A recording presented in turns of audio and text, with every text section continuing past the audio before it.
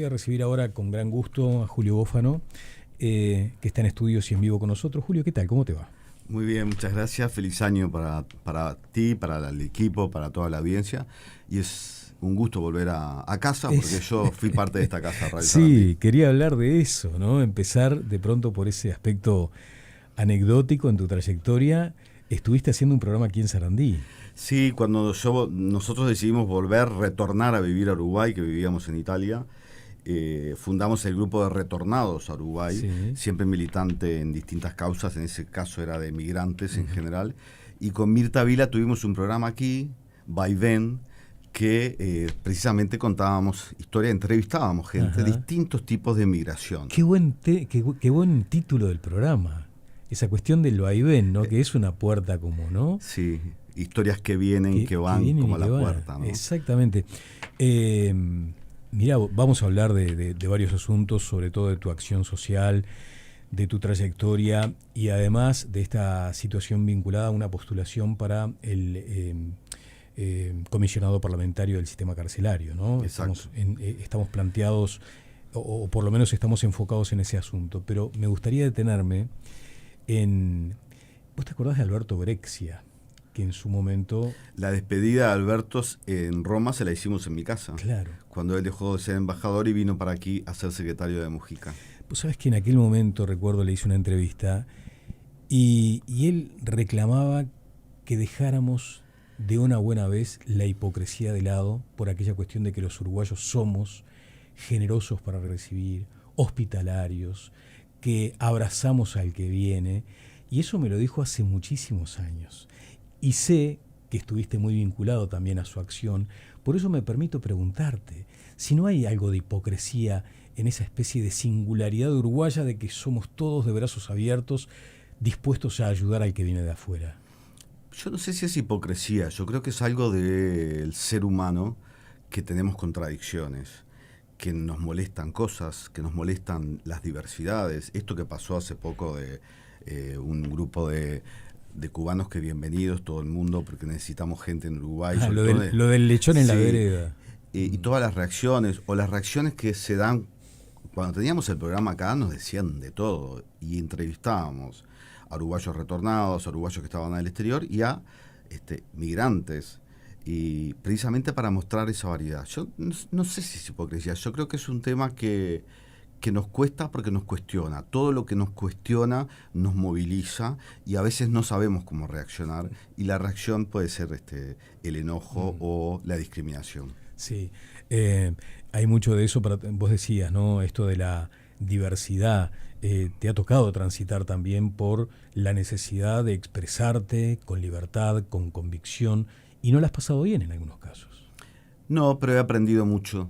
Y gracias a eso, a mi historia, que por momentos fue muy dura, fue difícil, hay un libro que lo testifica, he salido adelante, soy un sobreviviente, y también eso me ha dado la oportunidad de tener la libertad que yo tengo, porque yo soy una persona que puedo decir lo que pienso en el ámbito que corresponde.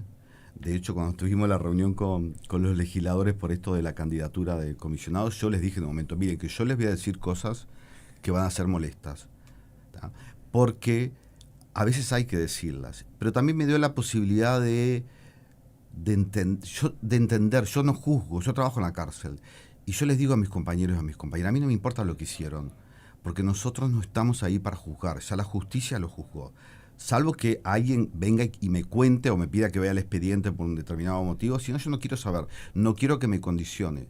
Y de hecho no me condiciona, y creo que eso lo he aprendido porque desde niño yo he sido discriminado por distintos motivos, y ahora tengo una experiencia y una formación humana también que me permite verlo de otro modo y ayudar a mucha gente. Yo siempre he ayudado a la gente, soy una persona que tengo vocación de servicio.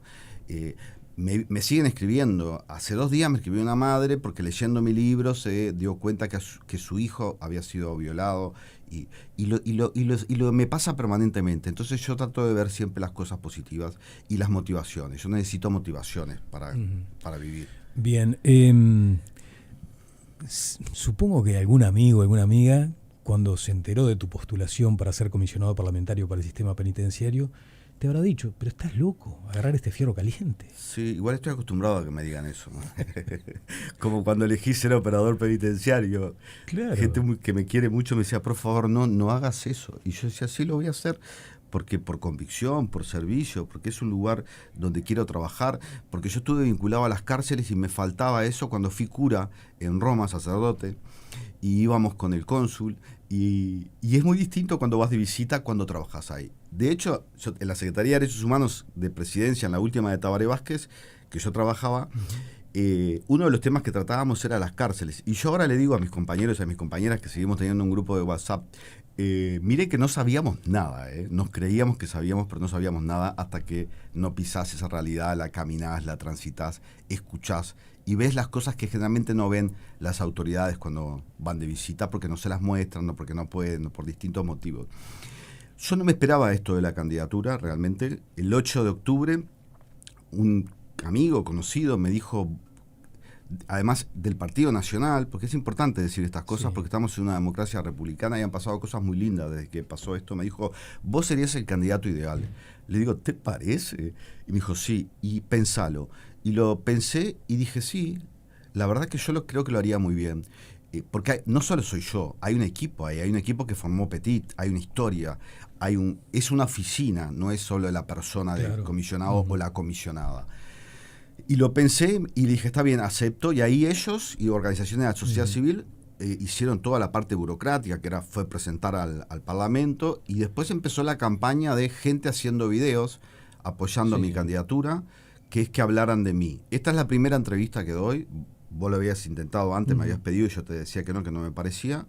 Ahora sí, porque está en el sistema político, ahora depende de los acuerdos políticos, y yo no soy un tipo político, yo vengo de otro lugar, no soy de cúpula, soy alguien que eligió servir y desde afuera del sistema político, pero desde adentro del sistema penitenciario. Entonces, ahí empezaron los videos que me asombran, que me emocionan, y gente que no me esperaba, como Fernando Cabrera, Raúl Castro, Agustín Courtoisí, una cantidad de mujeres, ex privada de libertad, familias, y me emociona eso, y además me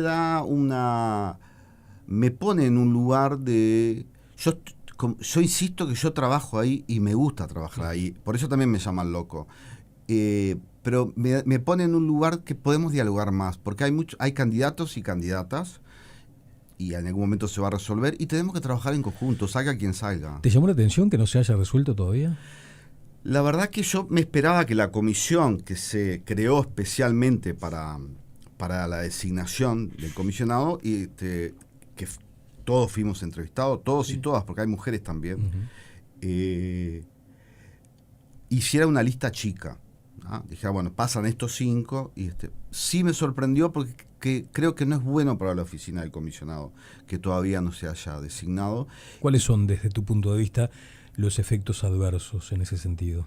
Y bueno, no hay un jefe o una jefa. Sí hay alguien que está haciendo el rol pero esto por ley se crea la figura del comisionado o de la comisionada. Y, bueno, hay que seguir adelante, porque es un tema que urge. Ese es el punto, porque hay un concepto de la urgencia. Hay un concepto, no. Hay un aspecto de la urgencia que es el que se debe atender, porque es un sistema carcelario que ha colapsado, definitivamente. ¿Lo ves así también? Totalmente. Si vos escuchás, además, yo quiero reconocer a las figuras que estuvieron antes. Desde Álvaro Garcés, que fue el primero, que iba a las cárceles y no sabían quién era, no lo dejaban entrar, a lo que hizo Juan Miguel, después Petit, que estuvo 10 años, que creó la oficina, que creó un equipo, hay un equipo de 15 personas, ahora hay 10 llamados, le falta el del licenciada en comunicación, que si yo soy comisionado parlamentario voy a hacer eso, porque la comunicación es clave porque tenemos que llegar a la opinión pública y es clave para las decisiones políticas. Entonces, creo que el hecho de habérselo pasado, esta comisión se disolvió, se lo pasaron a la Asamblea General. No sé si es lo mejor, no había pasado esto antes y ahora estamos con el tema de los acuerdos políticos. Bueno, yo te apoyo a vos me votás esto. Julio, ¿y cuál es tu plan? Bueno, mi plan tiene varios puntos que lo tengo por acá. Primero, A ver, yo creo que lo primero que hay que decir y recordar es que hay muchísimos diagnósticos ya. Los informes de la oficina del comisionado parlamentario, que son 9 en total, que hizo Juan Miguel, y algunos específicos, como el de mujeres con niños y niñas, que fue el año pasado, el último tiene 419 páginas. Que son terroríficos. No, exacto, y está todo dicho. Lo que hay que hacer es un acuerdo político, es un plan de Estado. El Uruguay, nosotros somos excepciones en muchas cosas, excepciones positivas en materias de derechos humanos, por supuesto, con muchísimos avances, pero a mí me pasó de conocer hace poco, en una instancia de Presidencia de la República, a un embajador que había venido y que ya le planteé una situación problemática de unas personas privadas de libertad, migrantes de su país, y que me dijo: yo pensé, es un país maravilloso, pero cuando fui a las cárceles, es como que es otro país, es otro mundo. Y no es un problema de las cárceles, es un problema de la sociedad. Si no empezamos a relacionar esto, si pensamos que es una cuestión que queda ahí, lejos, tapado, cerrado... ¿Y vos notás que esa es la percepción general? Yo creo que es bastante, sí, y que está costando. Pero ¿sabes cuál es la buena noticia? Que muchos países han pasado por esto. España, Grecia, Italia, por el año 2000, pasaron también por esto del aumento excesivo de población de libertad, como tenemos en Uruguay en este momento. Estamos casi en 17.000, o sea, somos de los primeros en el mundo. Y entonces por eso empezamos a hablar de ejecución penal, y no solo del sistema penitenciario. Eso es para decir, bueno, hay distintos modos. Vos, por supuesto que si cometiste un delito, tenés que pagar, porque esa es la ley. ¿Ah? Pero yo lo decía el otro día en una conferencia en la universidad. Era fácil. El delito es el problema, el castigo es la solución. Ahora, con el punitivismo exacerbado que tenemos en muchas sociedades, y no somos excepción, el castigo pasó a formar parte del problema o a convertirse en el problema mismo. Y sobre eso tenemos que intervenir. Y podemos hacerlo. En Uruguay tenemos mucha gente que trabaja, que hace cosas buenas, pero no estamos articulando. Eso es materia parlamentaria. O sea, allí claramente habrá que tener una iniciativa legislativa para modificar algo. Sí, claro. Ya hay muchos aspectos que los mismos informes del comisionado proponen. La oficina del comisionado parlamentario tiene muchas cosas que puede hacer. Fundamentalmente es el monitoreo, pero podemos ponernos a discutir qué es el monitoreo. ¿Es solo decir, bueno, mirá, acá están violando los derechos humanos? ¿O es decir, a ver, atento, acá está pasando un problema y vamos a solucionarlo? Yo creo que puede haber mayor injerencia. Sí. Los cambios legislativos sí se están negociando, se están dando. La comisión de seguimiento carcelario, que está integrada por todos los partidos políticos, que tenemos un contacto permanente, hay un consenso de que esto es un problema. Entonces yo lo primero que haría es una estrategia nacional de comunicación penitenciaria. Porque fundamentalmente yo de base soy comunicador. Claro. Y porque creo que eso es fundamental. Porque la ciudadanía necesita comprender por qué importa lo que está pasando dentro de las cárceles. 8 o 9 mil personas salen por año. Esas personas que conviven con nosotros, esas personas que te venden. Recién me encuentro con una del semáforo que salió de la unidad 5. Ay, que me dijo, Julito, ¿qué haces? La que te venden los repasadores, la que te venden la bolsita. En los mejores de los casos, para sobrevivir, el que te dice, recién salí del Concar y no tengo nada, generalmente es verdad. Uno piensa que los están manipulando. Eso es un problema de toda la sociedad. Y es un problema de política pública y también de salud pública. Sabes que estaba leyendo el otro día esta situación que generó como, digamos, en alguna manera una polémica entre el propio presidente de la República y el prosecretario de la Presidencia, Jorge Díaz. Porque el presidente lo que dice es que la población carcelaria ha aumentado por la implementación del proceso abreviado y por un supuesto uso desmedido. Y esto generó la necesidad por parte del prosecretario, por Jorge Díaz, de aclarar que no es así, que no hay tampoco la necesidad de revisar esto. Dice el presidente, por ejemplo, porque además se lo dijo a Gabriel Pereira, ¿no? Hay que echarle mano al Código del Proceso Penal, con el tema de los abreviados yo creo que es un problemón, dijo el presidente, y opinó que debe evaluarse si no se usan de manera exagerada este tipo de procesos, lo que estaría motivado por falta de recursos. Y allí es donde sale Jorge Díaz a decir, por ejemplo, que además había sido fiscal general, estoy leyendo ahora una nota de La Diaria, donde dice que no cree que haya un abuso del proceso abreviado. Sí consideró Díaz que hay muchos, algo que adjudica la eliminación de suspensión del proceso a prueba, entre otras salidas. El comisionado parlamentario, la figura, la institución comisionado parlamentario, ¿debe considerar algo respecto a esto? Sí, por supuesto, y de hecho hay sugerencias, porque uno hace sugerencias, no ejecuta las leyes, no ejecuta las políticas, pero sugiere, y muchas de las sugerencias que se han realizado en estos años, por ejemplo, porque hay tantas mujeres privadas de libertad, que tenemos un récord también en Uruguay. Uno es efecto de los cambios legislativos, que por unos gramos de droga te ponen 4 años sin descuento. Bueno, esto se está considerando. Ya el gobierno anterior lo había empezado a pensar al final y ahora hay proyectos de ley. ¿Qué hacemos con distintos temas? Las leyes siempre se hacen para mejorar, todo es mejorable. Lo que pasa con el nuevo Código de Proceso Penal fue un gran avance para el Uruguay, necesario, pero como todo tiene cuestiones para mejorar.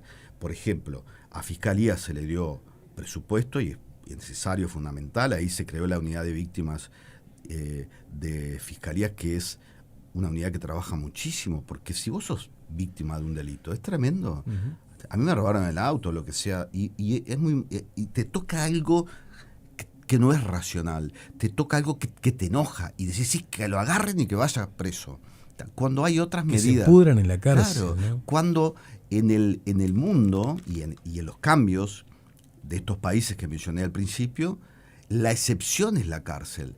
Lo otro son las medidas alternativas a la prisión, porque es otro modo de pagar. Pero para mejorar esto tenemos que tener presupuestos y gente que acompañe. Entonces, y termino con esto. Claro.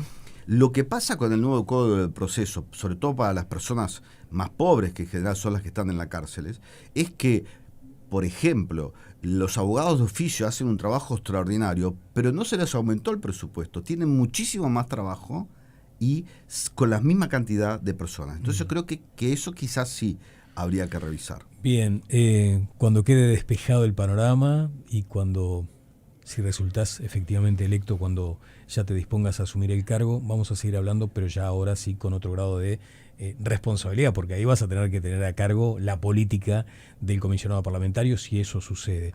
Pero no puedo dejar que te vayas, Julio, de este espacio sin por lo menos un par de comentarios, ya que mencionabas lo que muchas veces las personas opinan desde afuera del sistema, ¿no? Y es allí donde aparecen esas manifestaciones del propio presidente diciendo, y bueno, lo de Bukele, hay que estudiarlo, no estoy a favor ni en contra, hay que verlo. Y tiene directa relación con una política carcelaria. ¿Hay que evaluar esas cuestiones también? Yo creo que todo es estudiable. Yo terminé un posgrado ahora en penalidad. Por supuesto que lo de Bukele atenta contra los derechos humanos y nosotros somos un Estado democrático, republicano, donde defendemos los derechos humanos. O sea que se puede estudiar como fenómeno, pero no es algo a imitar ni de cerca. Me parece que eso tiene que quedar claro. Lo decía Petit también con otras palabras. Pero nosotros tenemos que empezar a considerar que, porque hay evidencia de esto, si no nos metemos en serio a trabajar el tema de las cárceles, del sistema penitenciario, de la ejecución penal, como queremos decirle ahora, no va a bajar la sensación y la real inseguridad que tenemos. Está totalmente relacionado. Si nosotros logramos reducir la reincidencia, que 7 de cada 10 reinciden, si logramos reducirla a la mitad, y se puede hacer, van a bajar 35 o 40 mil delitos por año. Eso es muchísimo, porque la mayoría de los delitos del Uruguay, hay delitos que son tremendos, pero la mayoría son rapiñas por drogas, o sea, son por cuestiones materiales y de sobrevivencia. Y ahí las políticas públicas tienen que trabajar en conjunto. Por eso que no llegamos, y en algún otro día hablaremos, yo tengo varios puntos. Un punto es el pacto de Estado, tenemos que ponernos de acuerdo. Yo le decía a los políticos con los que me reunía, a los diputados y senadores, sigan peleándose en Twitter por otras cosas, pero en esto tenemos que ponernos de acuerdo, porque se nos va la vida en esto. porque la gente se siente insegura y con razón, y las personas que salen de la cárcel no están siendo rehabilitadas. Entra alguien a la cárcel que debería tener un diagnóstico previo, faltan técnicos, el INR hace lo que puede, el INR no puede estar dentro del Ministerio del Interior, los policías no se pueden ocupar de las cárceles, son cosas que venimos diciendo hace mucho. Esa persona entra y no sabemos nada de esa persona. Capaz que si estuvo en ACE sí tenemos la historia clínica. Esa persona ya estuvo intervenida muchas veces. Mujeres pobres pasaron por los CAIF con sus hijos, por el INAO, por una cantidad de políticas públicas, el Centro Comunal, la Intendencia. En el país tecnológico, en el país del Plan Ceibal, no podemos tener una base de datos en común para decir, bueno, esta persona tiene estas características. Vamos. No son cosas difíciles, no son cosas que necesitemos plata, son cosas que necesitamos voluntad política y gente que pueda gestionar y articular, que empecemos a ver el bosque. Muchas gracias, Julio. Muchas gracias y te esperamos pronto por acá. En tu casa, en lo que fue tu casa también, aquí en Sarandí. Aquí fue mi casa, sí, bueno, lo que sea, desde el lugar que sea, yo seguiré trabajando por este tema. Muchas gracias. Julio Bufano estuvo con nosotros.